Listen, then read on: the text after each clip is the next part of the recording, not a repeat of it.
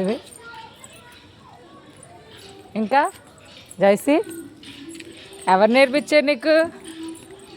ఓయ్ ఎవరు నేర్పించారు? మీ టీచర్ పేరు? అవునా, నీకు ఝాన్సీ మ్యామ్ ఎంత ఇష్టమా? అవునా, మరి నువ్వు ఝాన్సీ మ్యామ్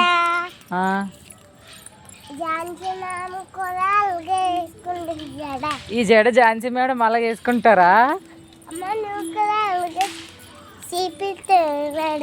ఆహా, అలాగే.